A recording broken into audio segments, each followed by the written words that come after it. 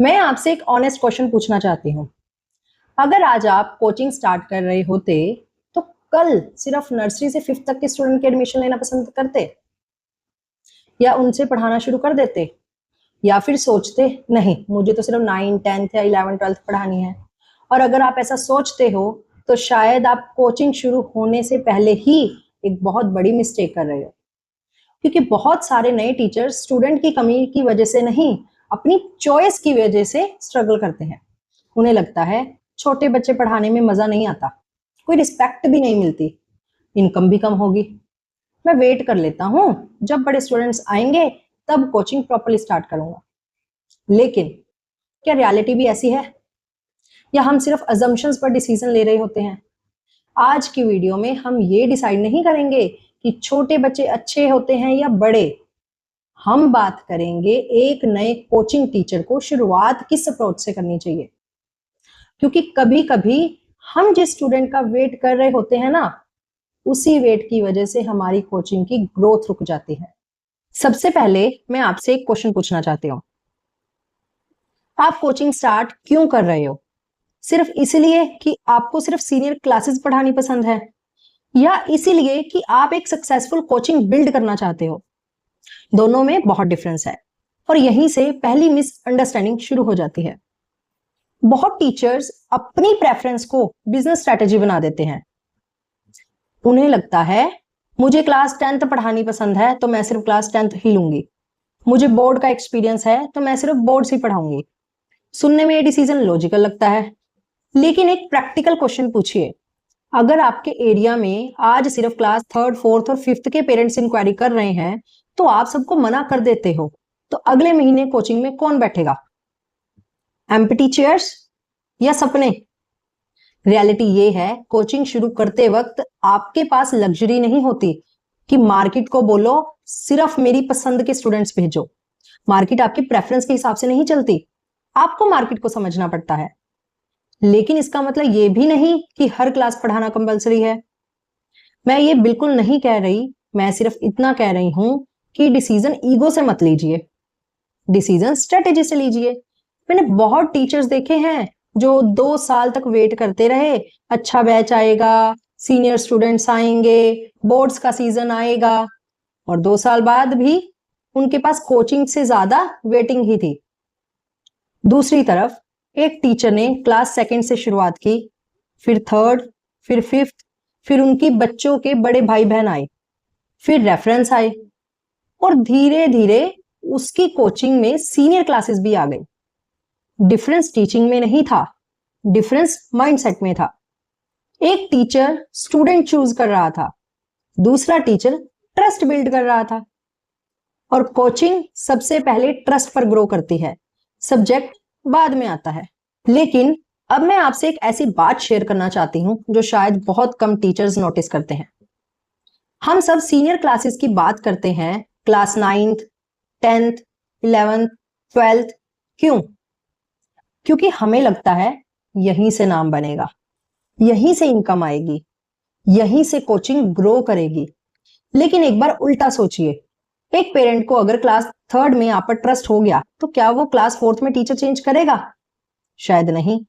Class 5th में नहीं, 6th में फिर भी नहीं, और धीरे धीरे वही स्टूडेंट 8th, 9th, 10th तक पहुंच जाता है। और उस सफर में उसने कितने नए स्टूडेंट्स आपको दिए होते हैं, कभी कैलकुलेट किया है? एक स्टूडेंट सिर्फ एक एडमिशन नहीं होता, कभी उसका भाई, कभी उसकी बहन, कभी उसका कजन, कभी उसका नेबर, कभी उसके स्कूल के दोस्त, और इसी तरह एक स्टूडेंट 5 स्टूडेंट्स बन जाते हैं।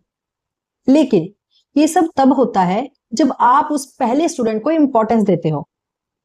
बहुत नए टीचर सिर्फ फीस देखते हैं, वो सोचते हैं क्लास 3rd की फीस कम है, क्लास 10th की फीस ज्यादा है। बिल्कुल सही, लेकिन सिर्फ आज की फीस मत देखिए, उस स्टूडेंट की लाइफ टाइम वैल्यू देखिए। हो सकता है एक छोटा बच्चा अगले 8 साल तक आपके साथ रहे और उस ड्यूरेशन में 10 नए एडमिशंस भी लेकर आए। अब बताइए कौन ज्यादा वैल्यूएबल हुआ, एक क्लास 10th का स्टूडेंट जो सिर्फ 1 साल रहा, या क्लास 3rd का स्टूडेंट जो पूरी जर्नी का हिस्सा बन गया। इसीलिए मैं कभी स्टूडेंट्स को सिर्फ क्लास का हिसाब से जज नहीं करती हूँ, मैं रिलेशनशिप के हिसाब से देखती हूँ। और कोचिंग रिलेशनशिप से ही ग्रो होती है, एडवर्टीजमेंट से नहीं। लेकिन इसका मतलब ये भी नहीं कि हर टीचर को छोटे बच्चे ही पढ़ाने चाहिए। यही बहुत लोग गलत समझ लेते हैं। अगर आपको जेन्युइनली प्राइमरी स्टूडेंट्स हैंडल करना पसंद नहीं है, आपके अंदर पेशेंस नहीं, एक्टिविटी बेस्ड टीचिंग पसंद नहीं, तो सिर्फ एडमिशन के लिए उन्हें मत लीजिए। क्योंकि छोटे बच्चों को पढ़ाना और सीनियर क्लासेस से बिल्कुल अलग स्किल है। उन्हें सिर्फ सब्जेक्ट नहीं, डिसिप्लिन भी सिखाना पड़ता है, राइटिंग भी, रीडिंग भी, कॉन्फिडेंस भी, अटेंशन भी। और अगर टीचर खुद इंजॉय नहीं कर रहा तो बच्चे भी इंजॉय नहीं करेंगे। इसीलिए डिसीजन पैशन और प्रैक्टिकलिटी दोनों को देखकर लीजिए। मैं सिर्फ इतना कह रही हूं, वेट मत कीजिए। अगर आज आपके पास जो स्टूडेंट आ रहे हैं उन्हें क्वालिटी एजुकेशन दे सकते हो तो शुरुआत कर दीजिए।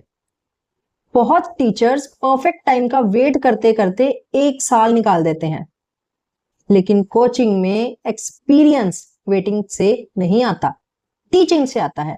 आप जितना जल्दी क्लास लेना शुरू करोगे उतना जल्दी इंप्रूव भी करोगे। और एक और ऑब्जर्वेशन, बहुत टीचर्स बोलते हैं मैं पहले एक्सपीरियंस ले लेता हूं फिर सीनियर क्लासेस को पढ़ाऊंगा। सच बताऊं, एक्सपीरियंस किसी सर्टिफिकेट से नहीं मिलता। एक्सपीरियंस हर क्लास के बाद मिलता है, हर डाउट के बाद मिलता है, हर मिस्टेक के बाद, हर पेरेंट टीचिंग के बाद, हर टेस्ट के बाद। इसीलिए कभी भी टीचिंग को पोस्टपोन मत कीजिए। ग्रोथ एक्शन से नहीं आती, वेटिंग से नहीं। और याद रखिए, आपकी पहली क्लास परफेक्ट नहीं होगी, लेकिन वही क्लास आपको परफेक्ट टीचर बनाने की शुरुआत करेगी। मैं आपसे एक लास्ट क्वेश्चन पूछना चाहती हूं।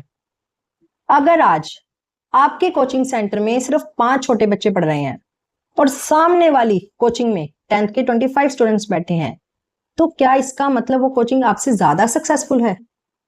शायद नहीं। क्योंकि कोचिंग की सक्सेस सिर्फ क्लास देकर डिसाइड नहीं होती।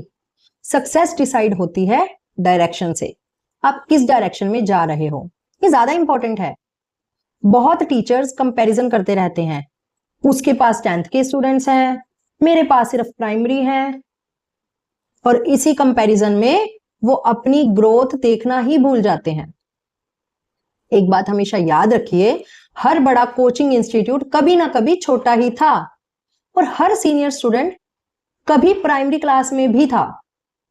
डिफरेंस सिर्फ इतना है, किसी टीचर ने उस स्टूडेंट के साथ जर्नी कंटिन्यू रखी और किसी ने उसे शुरुआत में ही मना कर दिया।